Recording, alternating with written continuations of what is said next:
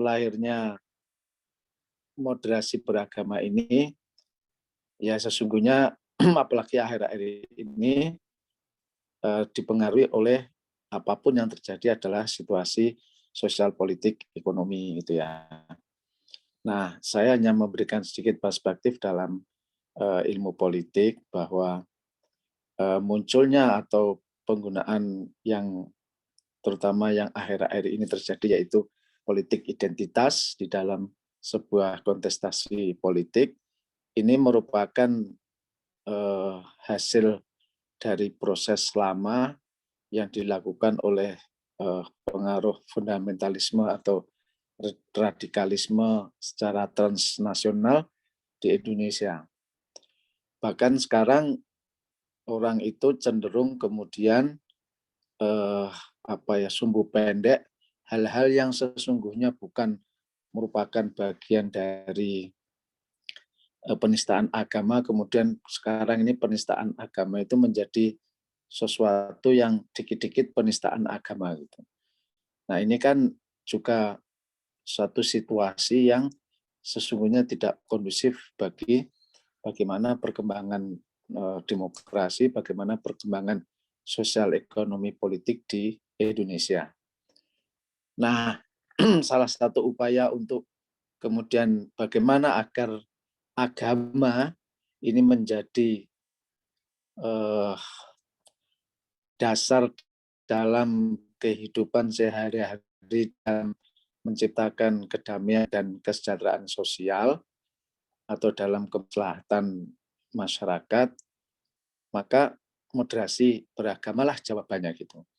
Kita ini memang sedang perang ya, atau bersaing atau berkompetisi lah sesungguhnya lebih tepat soal gerakan dan wacana serta kontrwacana soal penggunaan agama di dalam kehidupan sehari-hari, terutama dalam kehidupan sosial politik ekonomi. Jadi wacana dan kontrwacana moderasi beragama ini harus selalu dan terus diupayakan, terutama bagi kalangan milenial yang dalam dekade mungkin 20 tahun terakhir ini, para generasi muda itu sudah terserang secara masif yang dilakukan oleh mereka melalui medsos pula, yaitu radikalisme dan fundamentalisme. Meskipun sesungguhnya akar kata pemahaman radikalisme dan fundamentalisme itu ya sesungguhnya tidak berdiri diametral dengan moderasi beragama. Tetapi kita tidak memiliki penggunaan istilah yang lain kecuali memang memperhadapkan gitu ya antara pemahaman radikalisme fundamentalisme dengan moderasi beragama. Ya ini satu wacana tersendiri, tetapi lebih mudahnya memahami adalah seperti itu.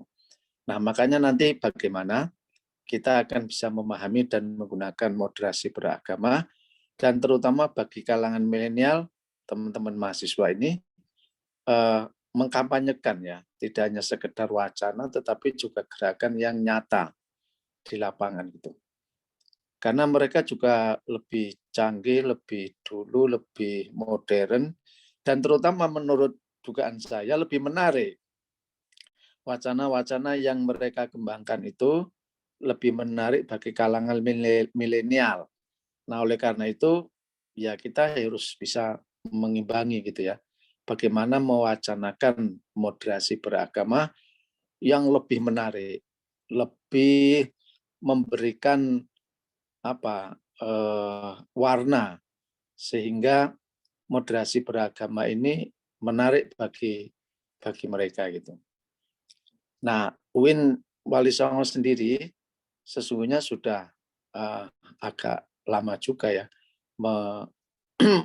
menjadikan moderasi beragama ini menjadi isu sentral dalam kehidupan beragama, terutama kehidupan sosial politik ekonomi. Karena selain hal-hal yang berkaitan dengan soal penggunaan politik identitas, ini juga radikalisme dan fundamentalisme ini di kalangan pemuda, bahkan ditunjukkan dengan satu penelitian oleh Setara Institut. Mungkin Mas Teddy juga sudah pernah melakukan penelitian itu pakai Elsafnya itu, bahwa lebih dari 52% kalangan muda, ini anak-anak SMA itu menghendaki satu bentuk negara itu adalah khilafah. Nah ini kan itu kira-kira penelitian di tahun 2017 lah.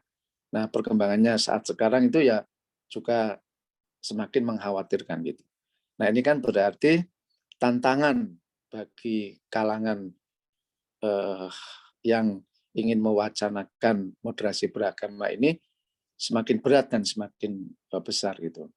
Nah oleh karena itu satu strategi yang harus dilakukan ya berkolaborasi dengan seluruh pihak, ya mulai dari pemerintah sampai seluruh ormas Islam moderat, mahasiswa dan melakukan gerak langkah menuju satu tujuan yang sama gitu. Dan tadi itu bagaimana melalui medsos yang semakin menarik sehingga wacana dan counter wacana soal fundamentalisme, radikalisme versus moderasi beragama ini akan bisa dilakukan secara baik sehingga moderasi beragama ini menjadi landing gitu ya di dalam pemahaman para generasi muda atau generasi milenial saat sekarang melalui saluran medsos. Makanya teman-teman mahasiswa setiap hari kalau perlu bikinlah meme atau quote yang berisi tentang moderasi beragama sehingga medsos kita ini kita penuhi dengan nilai-nilai, ungkapan-ungkapan dan segala hal yang berkenaan dengan moderasi beragama. Nah ini bukan perkara gampang karena kita sendiri berkenaan dengan media sosial, dengan teknologi yang sekarang sedang berkembang ini kan ya juga harus selalu update gitu ya. Baik update secara saluran, secara strategi maupun secara substansi. Karena memahami moderasi beragama sendiri juga bukan perkara gampang sehingga nanti apa yang kita sampaikan juga menjadi benar, memberikan pencerahan, dan kemudian lebih menarik dan bisa diikuti oleh para milenial. Nah itulah beberapa tantangan gitu ya, yang sesungguhnya kita ini setiap hari kalau perlu yang memproduksi meme atau quote, ya mungkin 5-7 gitu kan ya. Kalau saya mengampu mata kuliah itu selalu teman-teman mahasiswa saya beri tugas untuk melakukan itu. Sehingga medsos kita ini kita penuhi dengan wacana moderasi beragama. Nah, Mas Teddy ini sudah sangat berpengalaman dan memiliki banyak cara, banyak strategi yang nanti akan kita diskusikan secara bersama. Semoga apa yang kita diskusikan pada malam hari ini terus dan lanjut tidak pernah akan berhenti untuk kita lakukan. Begitu Teddy ya, terima kasih banget Mas Teddy dan teman-teman sekalian. Demikian kurang lebihnya mohon maaf. Assalamualaikum warahmatullahi wabarakatuh. Waalaikumsalam warahmatullahi wabarakatuh.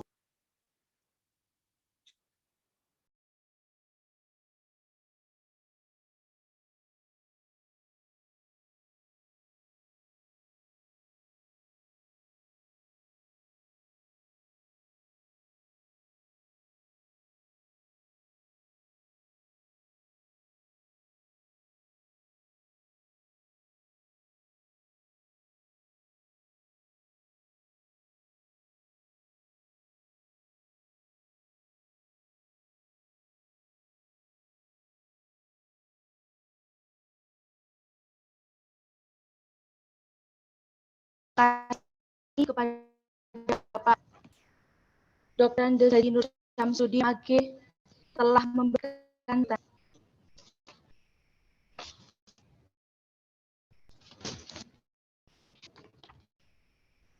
memasuki acara yang selanjutnya yaitu inti dengan moderasi dengan tema peran generasi milenial dalam mewujudkan moderasi beragama di media sosial bersama Bapak Dr. D. Khairuddin, MSI, Direktur Center for Religious Moderation Studi Fakultas Agama Islam Universitas Wahid Hasyim.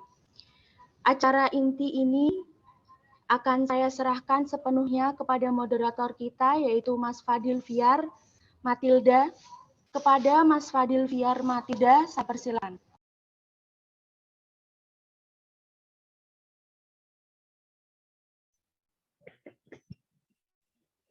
Baik.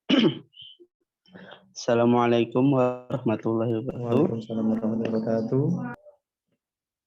Alhamdulillahirrahmanirrahim. Wa nasta'in wal amru bin wadim. Wassalamu ala rasulillah Muhammad sallallahu alaihi wasallam. Wa ala alihi washabihi amma ba'd. Terima kasih Mbak Sasa selaku MC kepada para peserta webinar moderasi beragama. Kita masuk kepada acara inti yang mana webinar moderasi beragama ini memiliki tema peran generasi milenial dalam mewujudkan moderasi beragama di media sosial. Bersama saya narasumber dan materi dalam webinar kali ini yaitu Dr. Khairuddin, MSI, selaku Direktur Center for Religious Studies Fakultas Agama Islam Universitas Wahid Hasyim, Semarang. Apa kabar Pak Teddy? Alhamdulillah baik-baik Mas. Alhamdulillah. Baik, kali ini kita akan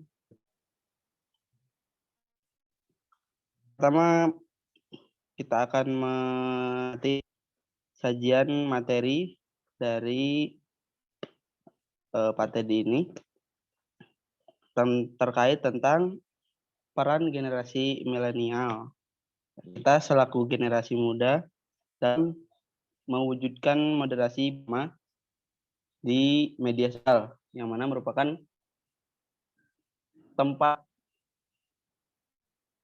kedua kita setelah dunia nyata di dunia maya ini, atau mungkin kebanyakan dari kita di satu harinya lebih banyak berkecimpung di dunia maya.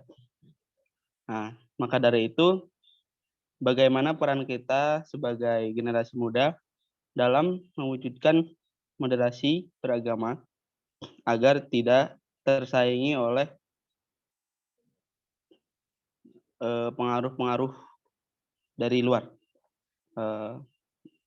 Baik, untuk Pak Teddy Khairuddin, MSI, waktu dan tempatnya kami persilakan. Baik, terima kasih. Assalamualaikum warahmatullahi wabarakatuh. Bismillahirrahmanirrahim. Assalamualaikum warahmatullahi wabarakatuh. Sayyidina Muhammad bin Abdillah wa ala alihi wa sahbihi wa mawala. La haula wala quwwata illa billah. Amma ba'du. Yang saya hormati Pak Nur Samsudin dan yang saya hormati teman-teman peserta diskusi moderasi beragama. Terima kasih atas kesempatan yang diberikan. Teman-teman, sekedar informasi, Pak Nur Samsudin dulu juga dosen saya seperti halnya sekarang. Jadi dari beliaulah sudah muncul banyak generasi dan banyak kader-kader yang berdiaspora di berbagai tempat ya, selain saya dan teman-teman di ELSA, di Lembaga Studi Sosial dan Agama, yang dulu adalah atau mantan pengelola majalah dan jurnal Justisia. Banyak lagi teman-teman yang secara praktis turun di gelanggang politik, lalu menjadi konsultan dan yang lain-lain. Jadi Pak Nur Samsudin dan beberapa senior kami di Justisia saat itu orang yang cukup berpengaruh sebenarnya dalam perjalanan karir beberapa teman-teman hingga hari ini. Sekali lagi terima kasih atas kesempatannya teman-teman sekalian. diskusi kita pada malam hari ini merupakan tema yang saya kira penting ya. Tapi saya khawatir sebenarnya akan agak sedikit kehilangan relevansinya karena kita begitu sering sekali mendiskusikan tema ini, tetapi ruang diskusinya banyak, tapi sedikit sekali space untuk space of implementation-nya, kira-kira seperti itu. Jadi ruang untuk menguji seberapa moderatkah bangsa Indonesia itu menjadi tidak mudah menemukannya. Jadi tidak mudah. Misalnya begini, bagaimana sih menguji mahasiswa UIN Wali Songo itu moderat atau tidak? Gitu. Sementara di satu sisi level sosialnya relatif homogen. Misalnya yang paling mudah ya, di UIN itu tidak ada mahasiswa yang non-muslim misalnya. Sehingga ukuran untuk melihat, ini yang praktis saja ya, belum ke level yang agak teoritikal. Jadi bagaimana misalnya melihat relasi atau interaksi di antara kelompok-kelompok yang berbeda di lingkungan UIN itu, satu contoh misalnya. Nah, atau misalnya ya, ketika misalnya kita menemukan mahasiswi yang bercadar misalnya, itu bagaimana moderatisme berislam itu atau moderatisme beragama itu menjadi takaran yang akan menentukan secara tidak hanya secara kognitif ya, tapi juga secara afektif bagaimana persepsi kita terhadap dia. Apakah kita masih cukup bisa open mind, open heart, dan open will, atau memang kita sudah dalam psikologi itu ada yang disebut mind block gitu ya. Pikiran kita itu sudah keblok bahwa yang namanya cadar itu bla bla bla, bahwa yang namanya jenggot itu bla bla bla, bahwa yang bercelana cingkrang itu bla bla bla gitu. Bahwa orang yang berpikiran kontekstual itu adalah 1, 2, 3 dan seterusnya. Menurut saya salah satu ruang yang banyak kita temukan di cycle-nya di UIN. Artinya mungkin sudah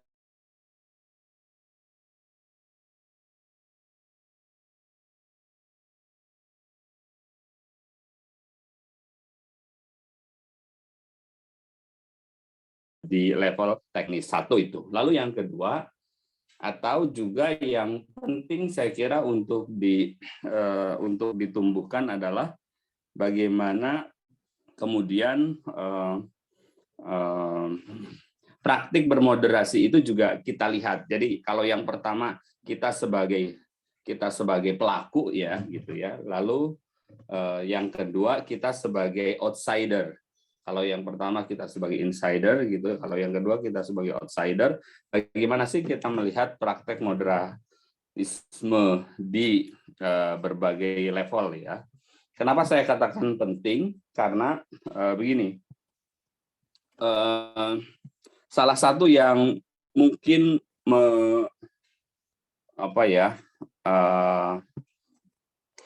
mulai agak menurun adalah tradisi riset di kalangan teman-teman mahasiswa ya. Kenapa menurun? Setidaknya itu bisa kita lihat dari level literasinya. Perpustakaan Nasional itu pernah bikin riset yang kira-kira kesimpulannya begini, dari 1.000 orang itu hanya 1 yang baca buku. Dari 1.000 orang itu hanya 1 yang baca buku. Nah, itu warning sebenarnya. Ya kita bisa berdebat ya. Mungkin soal akses terhadap buku yang tidak mudah ya. Tapi sisanya saya kira kita butuh introspeksi atas temuan-temuan itu. Karena itu artinya level literasi kita menjadi sangat-sangat rendah. Nah, alasan kenapa kemudian munculnya berbagai intoleransi dan radikalisme, meskipun bukan satunya faktor, Tapi salah satu faktor yang penting adalah karena ini illiterate gitu. Mungkin ya boleh saya menyebutnya religious illiteracy atau illiterasi keagamaan, religious illiteracy. Gampangannya kita hanya baca judul tapi kemudian sudah menyimpulkan gitu ya. Dulu orang itu membangun persepsi dari berbagai kajian gitu ya. Orang baca buku dulu baru kemudian menyimpulkan sesuatu, atau orang yang merasa tidak punya kapasitas ya dia jangan kemudian seolah-olah menjadi ahli gitu. Ini era yang ya oleh beberapa kalangan disebut sebagai the death of expertise. Jadi matinya kepakaran. Orang yang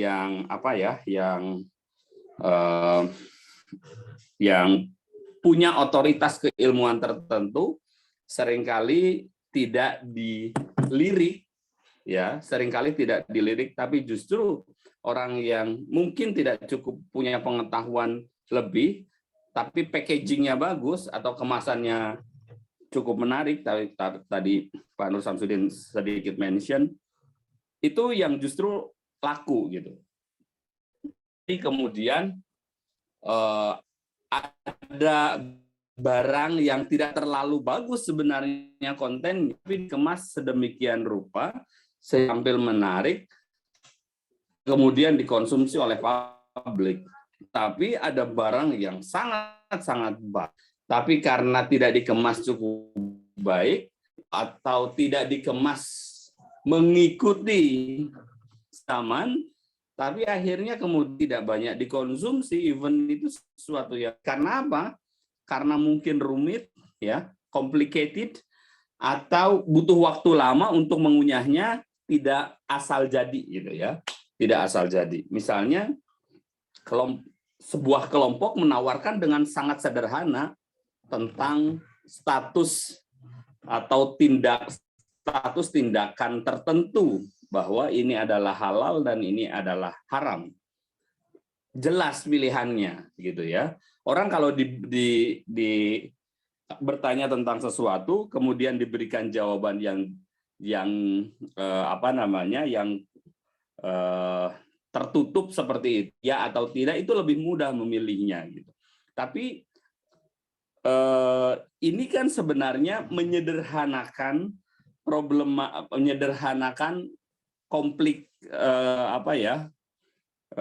complicatednya agama, gitu ya. Karena agama itu kan tidak sesederhana itu. Dia bisa jadi halal jika dia bisa jadi haram, bisa jadi dan seterusnya. Nah, tapi kemudian ini tidak dikemas sesuai dengan selera sehingga ya ia tertolak gitu. Nah, ini yang mungkin jadi bagian dari fenomena tumbuhnya kesadaran beragama yang tidak diiringi dengan pemahaman keagamaan yang tinggi. Maka sekarang kemudian ruang pertarungannya menjadi bergeser dari ruang yang bersifat fisikal ke ruang yang bersifat virtual atau digital, gitu ya. Mau tidak mau kelompok moderat harus masuk ke area pertarungan itu, karena sejujurnya kelompok-kelompok yang disebut kelompok moderat yang dulu silent majority itu agak terlambat masuk ke ruang pertarungan, meskipun sekarang ya website yang moderat seperti NU, Islami.co itu, nu.org.id, Islami.co itu sudah menguasai di 10 top 10 lah gitu ya, atau top 5 gitu. Tapi sejujurnya fenomena ini agak terlambat kehadirannya, sehingga ya sudah terlanjur dikuasai. Teman-teman, itu sebagai prolog ya. Saya menyiapkan materi tapi agak teoritikal, tapi nggak apa-apa untuk bahan diskusi kita. Saya bisa dibantu. Saya tadi sudah kirim bahannya ke panitia, barangkali teman-teman bisa bantu menampilkan. Begini, saya pertama mungkin akan menggambarkan tentang sebenarnya yang kita sebut sebagai moderasi beragama yang seringkali memantik perdebatan itu apa sih gitu ya. Lalu yang kedua domainnya, lalu yang ketiga tantangannya. Oke, saya teman-teman sebelumnya tadi saya diperkenalkan sebagai direktur atau kepala atau ketua Center for Religious Moderation Studies atau CRMS, Pusat Studi Moderasi Beragama yang ada di bawah naungan Fakultas Agama Islam Universitas Wahid Hasyim Semarang, semacam rumah moderasi beragama yang ada di UIN yang digawangi oleh Pak Dr. Imam Yahya, kira-kira seperti itu. Visi CRMS sebenarnya dua, jadi jembatan bagi Universitas Wahid Hasyim untuk membangun hubungan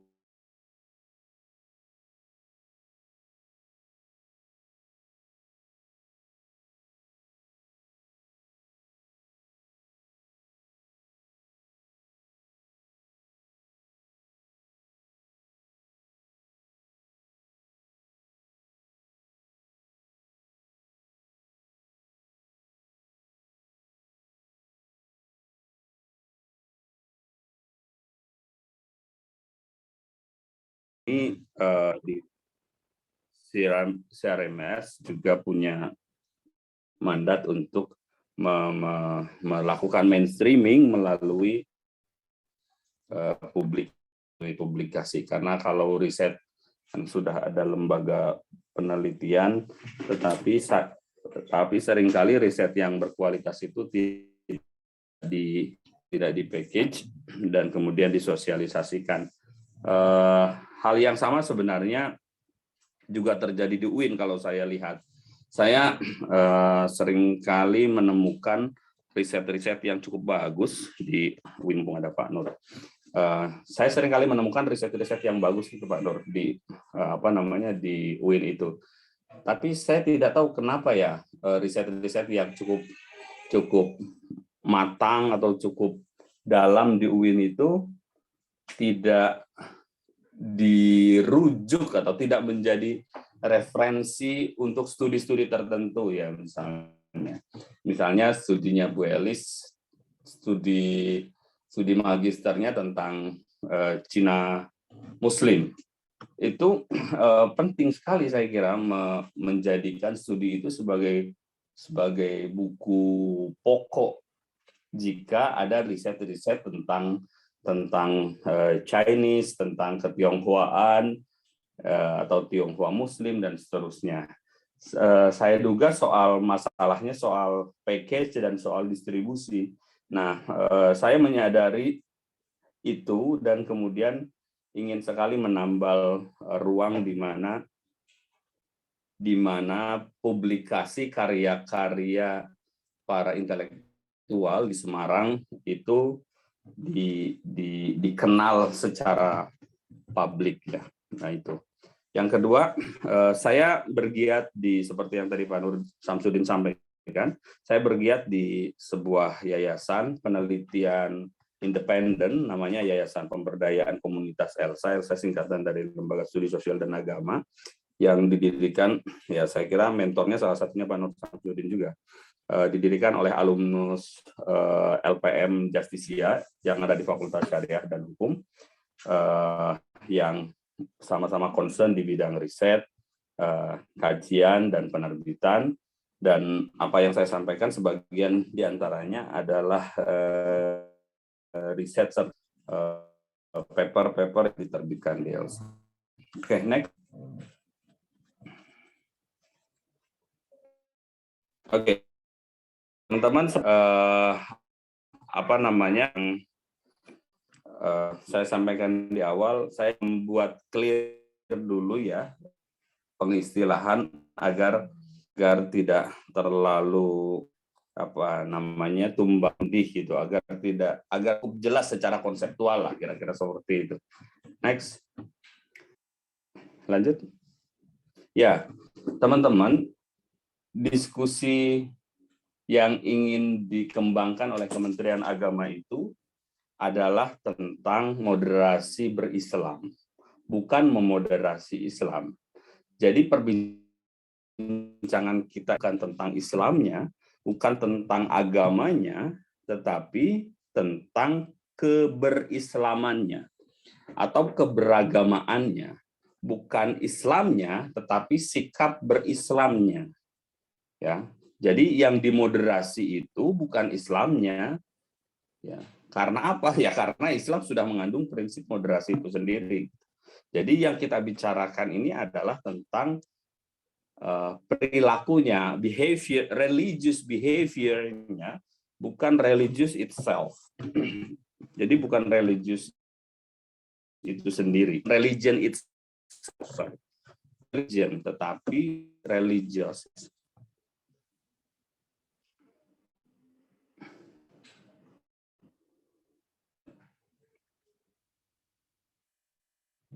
Kenapa? Seperti yang saya sampaikan, karena ini sendiri kan sudah mengandung prinsip moderasi, ya prinsip satiyah, prinsip tasamuh, i'tidal itu kan sudah i'tidal ya, bukan ta'ad. Kalau ta'adul itu kosong-kosong imbang. Nah, kalau apa namanya? Kalau Islam itu di dalamnya sudah mengandung prinsip moderasi. Prinsip tentang moderat itu ya sudah inherent di dalam Islam. Jadi tidak perlu dimoderasi. Kita ini siapa kok mau moderasi Islam? Oh, Islamnya sendiri sudah moderat. Di dalam Islam itu sudah mengandung prinsip pembebasan, liberasi, sudah mengandung prinsip moderasi.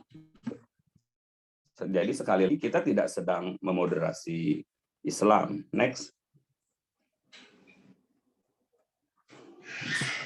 Nah, lalu apa? Siapa yang harus dimoderasi? Apa yang harus dimoderasi? Yang perlu dimoderasi adalah cara seseorang beragama, gitu. Bagaimana dia beragama itu yang harus dimoderasi. Gitu. Jadi kita tidak sedang sekali moderasi Islam, tetapi ingin mendiseminasikan sebuah pola yang moderat, sebuah pola beragama yang moderat. Nah, jadi sekali lagi tidak ada agar jelas secara konseptual, maka fokus kita ada pada religiosity-nya. Next, bukan religion-nya.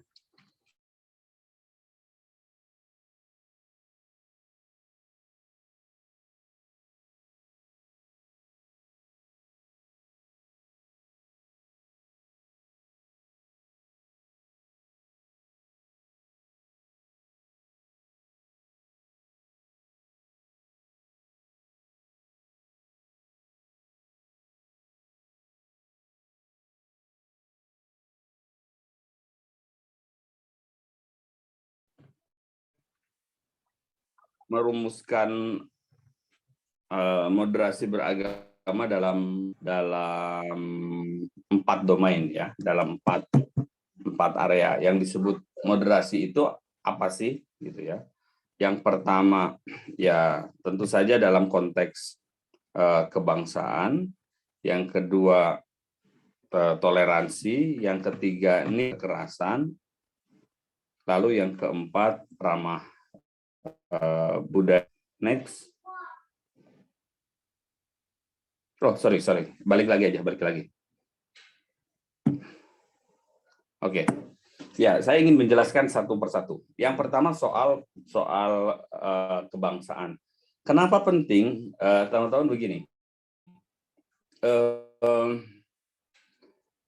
Kita seringkali berhadapan dengan individu atau kelompok tertentu yang masih mempertanyakan tentang konstitusi, yang mempertanyakan dasar negara dan seterusnya, yang masih mempertanyakan tentang konsep kebangsaan misalnya atau nasionalisme.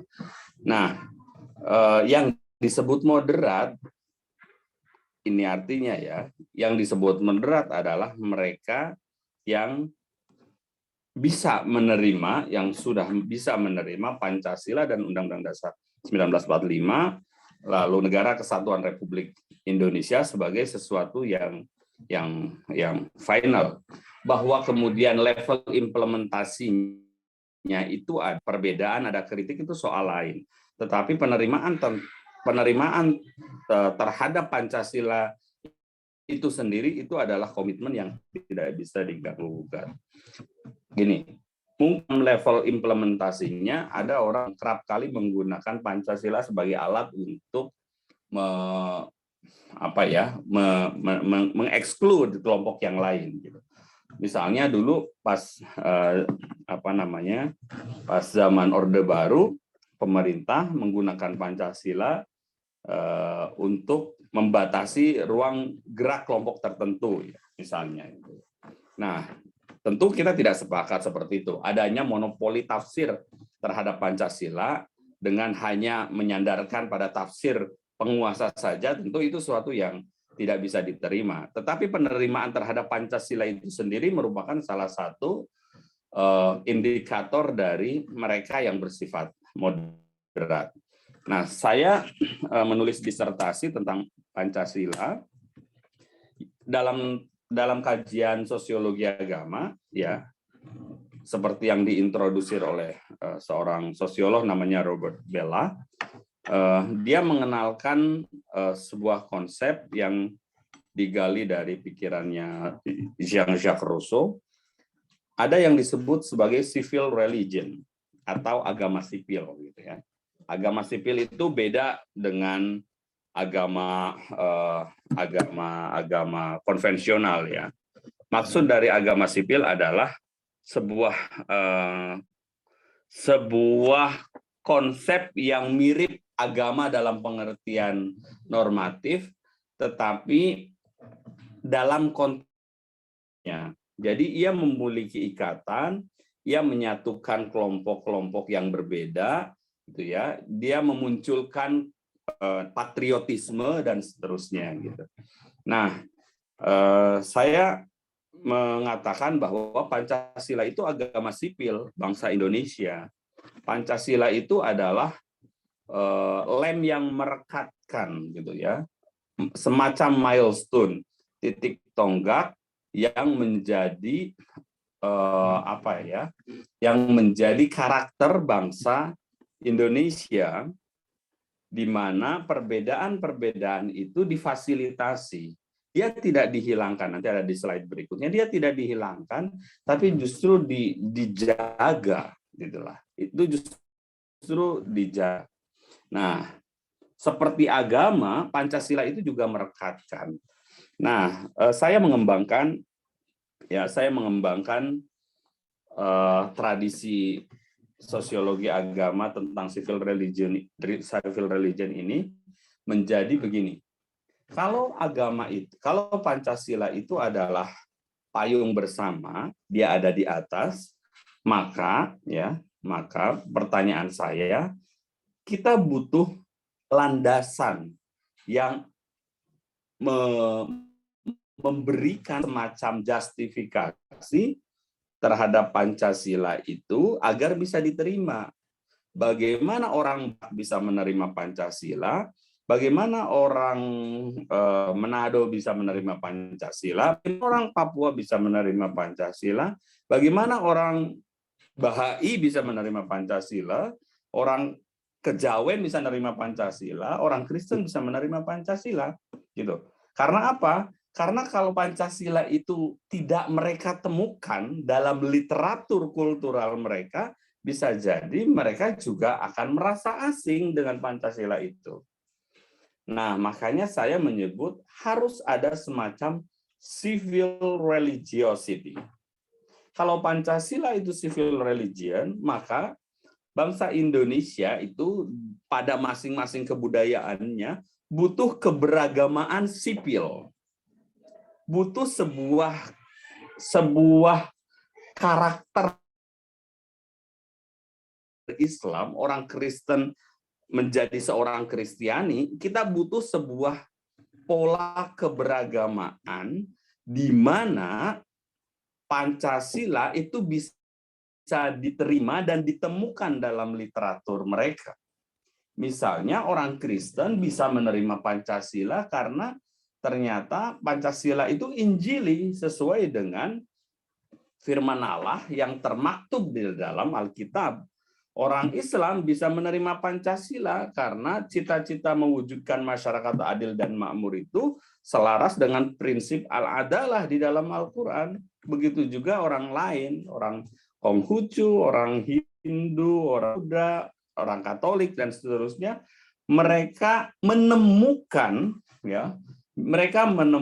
nilai-nilai Pancasila itu dalam tradisi keberagaman mereka. Sehingga kita bisa menghindari